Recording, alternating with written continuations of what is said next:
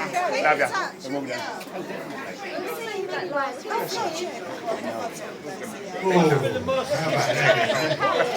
I'm dragging it up.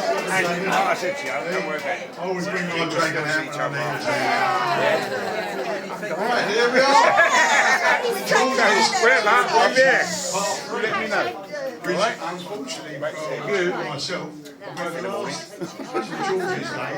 As far as we can see, we're going to spend here in the Globe. And we're glad that all of you came out and joined in with us. How nice of you to do that. So, really, what's it all about? Have you got the other one, Joe, the little fellow, the church one? Have you got that there anywhere? It's going to be nice if you could do that as well. But anyway, first thing is, as I say, it's very, very nice. And there's lots of, over the years, we've had lots of special people who helped me so much, enjoy us so much. Some lovely, lovely people have helped us. All of you are all special. Then everyone, lots and lots of special people. But I'm very pleased tonight to say that one of them very special people for us who's helped us so much is at the back of the room there, John Parry. What a lovely fella. He's helped me so much. You don't know that. I'm very pleased to see him out tonight. Up to see us. Thank you very, very much. Now, these little sheets and a little reflection on there. We give us a little intro into what we're supposed to be doing. Although reflection is the other way around, but it doesn't matter. We're in the Globe and everything's wrong in here anyway.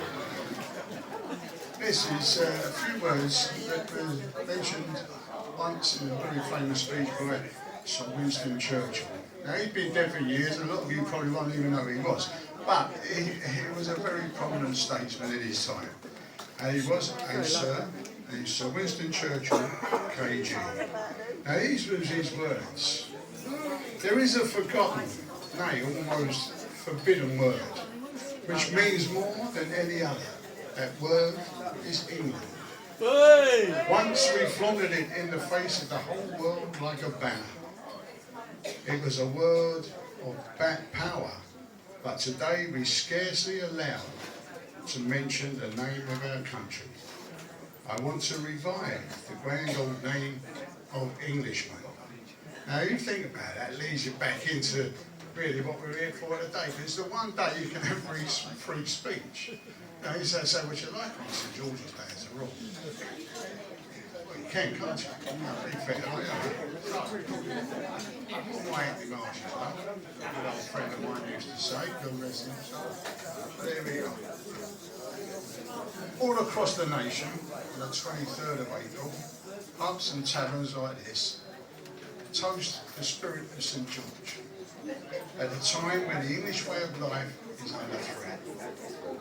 Rightly or wrongly, there are those that would tear down statues and rewrite history to the extent that our English pride is vastly diminished.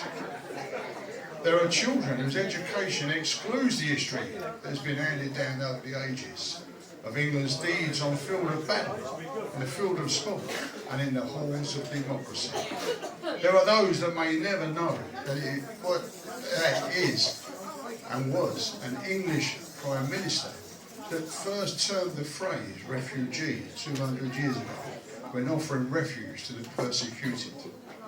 There are those that may never know of George, our patron saint and protector.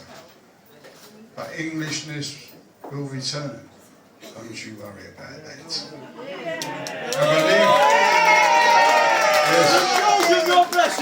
And beneath this flag, I don't care. this flag here, this is the one.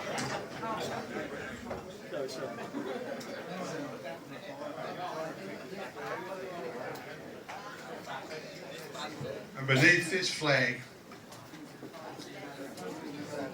I've lost my place now. Starting! But Englishness will return, that's it, here we go.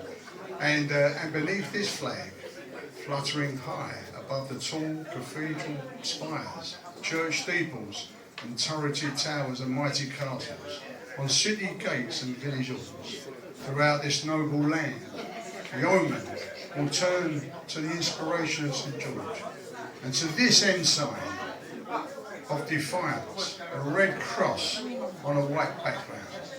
This only pennant that goes back to the time when the English freed themselves from the rule of the French, and when an English king in a foreign field called out to his troops, "My God for Harry, England and St. George," and led them to a great victory. It defies the ill winds, just as it did at Agincourt, Trafalgar, Waterloo and Normandy. The stronger the wind, the higher it flies, invoking the spirit of St. George, the slayer of the dragon, the evil dragon. It rails against all adversity, restoring a calm confidence to restore and preserve our English heritage. So now, for the last time, under this management, please take up that clarion call, cry God for Harry, England and St. George, and raise your glasses to the spirit of St. George. Yay! St. George! Yay! St. George, what a lovely fella. Well done, Steve. Not wrong. I give you a toast, ladies and gentlemen. I give you a toast, ladies and gentlemen. May this fair land we love so well, in dignity and freedom dwell. The worlds may change and go by, while there is still one voice to cry. Take away, Vera. There'll always be an England. What? There's a country wherever there's a cottage small beside a field of grain. There'll always be an England while there's a busy street. Wherever there's a turning wheel, a million marching feet.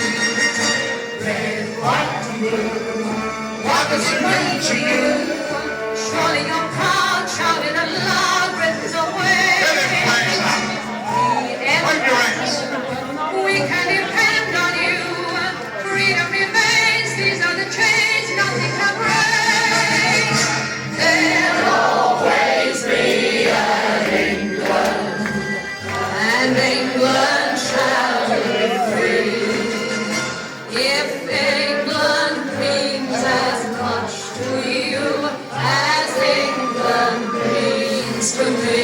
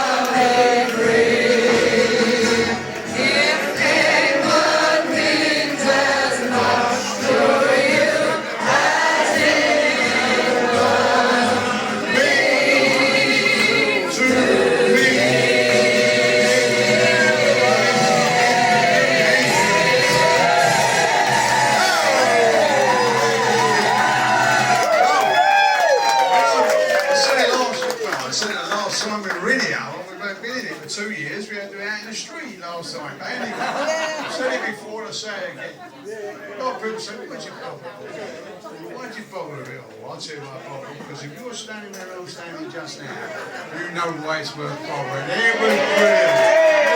Pat yourselves on the back. Makes a change. Time for free speech. There you go. What have you got now for us?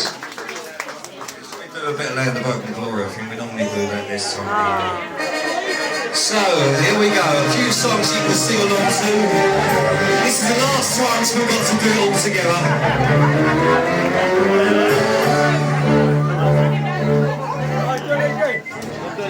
Land of hope and glory, mother of the free. How shall we extol